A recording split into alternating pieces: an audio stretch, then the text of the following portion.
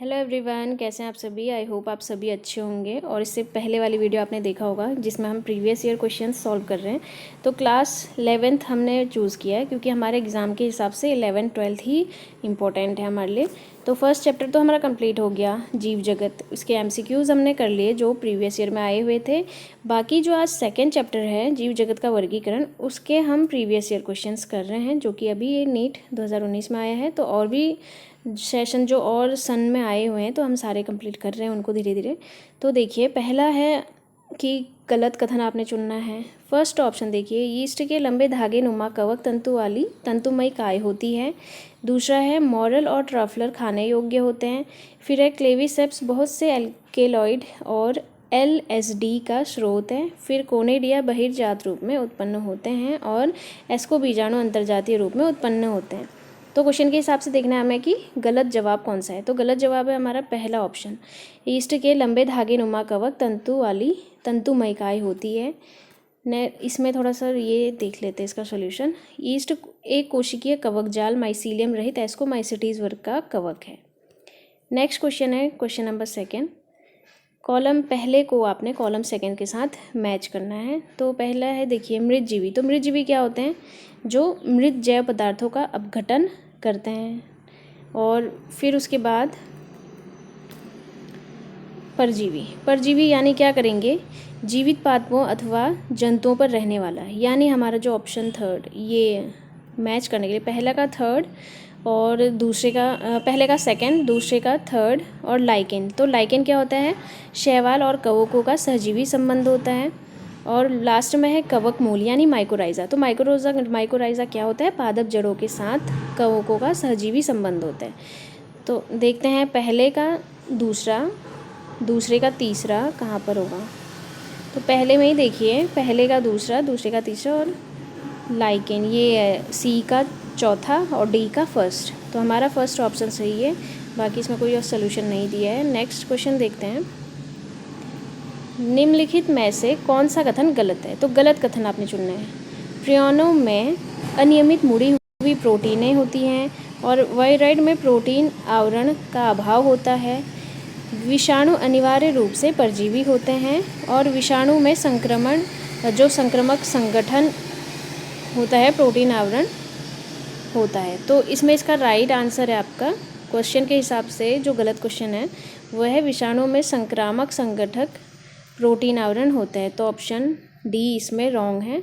बाकी थोड़ा सा इसकी डिटेल्स देखिए।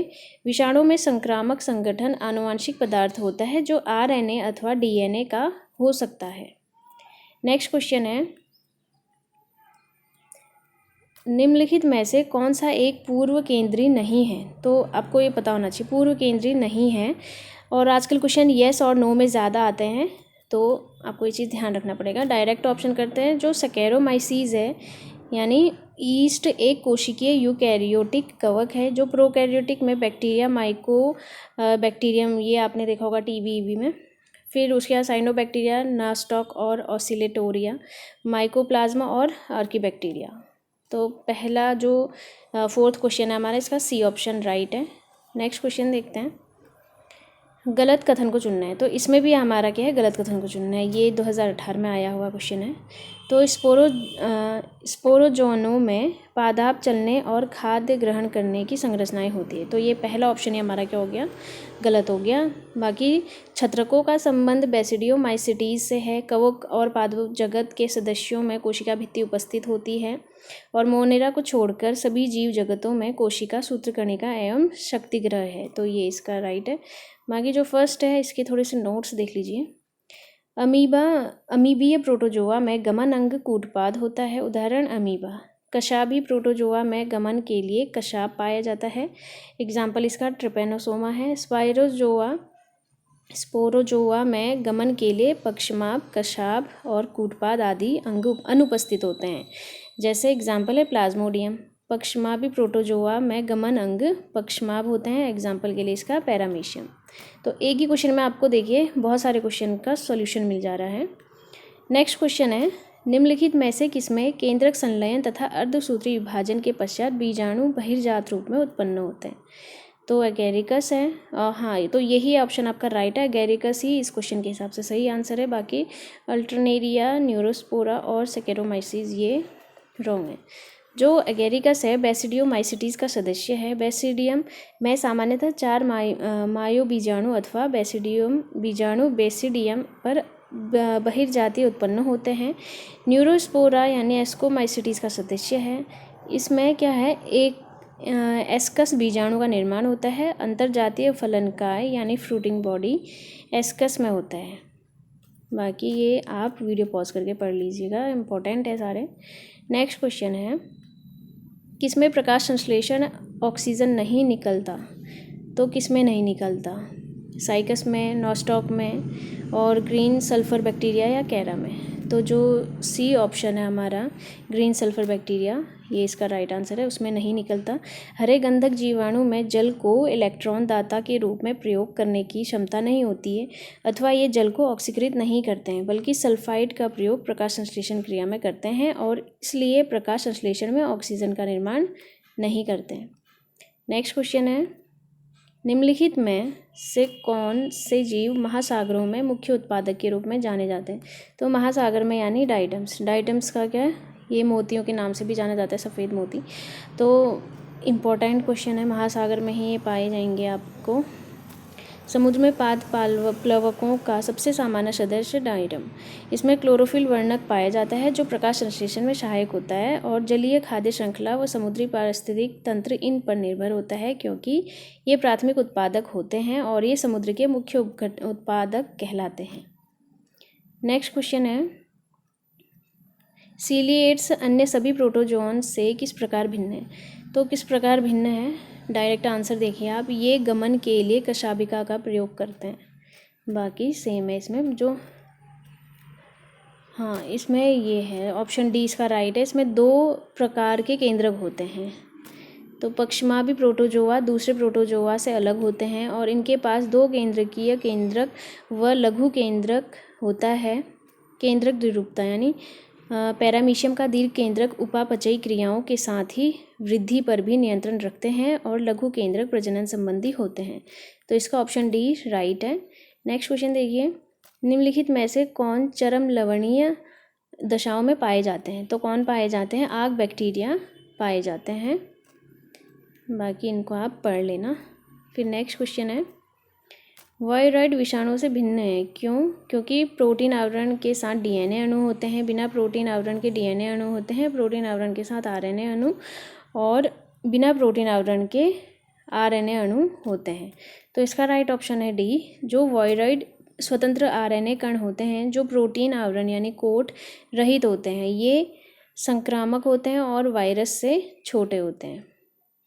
नेक्स्ट क्वेश्चन है, निम्नलिखित में से कौन सी छोटी ज्ञात जीवित कोशिकाएं जिनमें एक निश्चित कोशिका भित्ति नहीं होती, ये पादपों और जंतुओं में रोगजनक और बिना ऑक्सीजन के जीवित रह सकते हैं?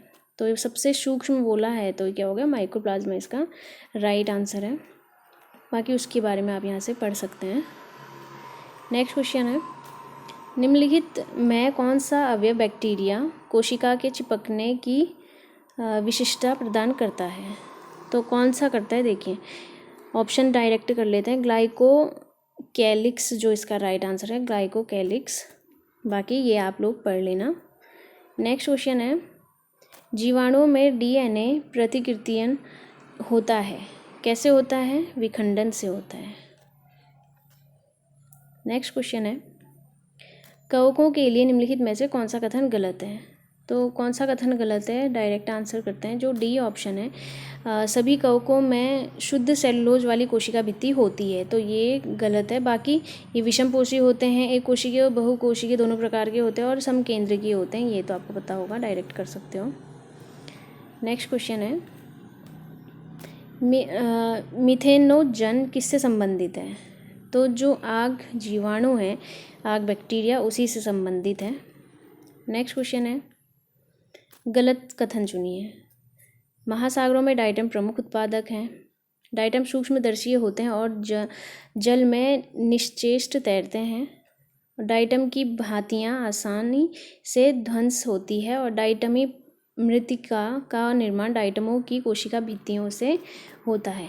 तो जो इसका सी ऑप्शन है, डाइटम की भित्तियाँ आसानी से ध्वस्त होती है, तो ये ऑप्शन क्या है, सही है क्वेश्चन के हिसाब से। नेक्स्ट क्वेश्चन है, वे आदिम प्राकेंद्रिकी प्राणी जो रोमंथी जंतुओं के गोबर में बायोगैस उत्पादन के लिए उत्तरदायी होता है, किसके अंतर्गत आते हैं? तो ये आते हैं आपके मिथेन जनकों के अंतर्गत आते हैं ये। नेक्स्ट क्वेश्चन है, निम्नलिखित में से कौन सा कथन गलत है? तो गलत कथन चुनना है। यू बैक्टीरिया यानी सुजीवाणुओं को असत्य जीवाणु भी कहा जाता है, तो ये ही आपका गलत है, क्वेश्चन के हिसाब से सही है। बाकी फाइकोमाइसिटीज़ को शैवालित कवक भी कहा जाता है, और साइनोबैक्टीरिया को नीलहरी शैवाल भी कहते हैं, और स्वर्णिम शैवालों को डेस्मिड भी कहते हैं। तो ये क्वेश्चन आपका ऑप्शन फर्स्ट सही है। नेक्स्ट है, निम्नलिखित में से कौन सा कथन वायरॉइड के विषय में गलत है? तो गलत कथन चुनना है। ये संक्रमण करते हैं, ये सही है। उनका आरएनए उच्च आणविक भार वाला होता है, तो ये गलत है।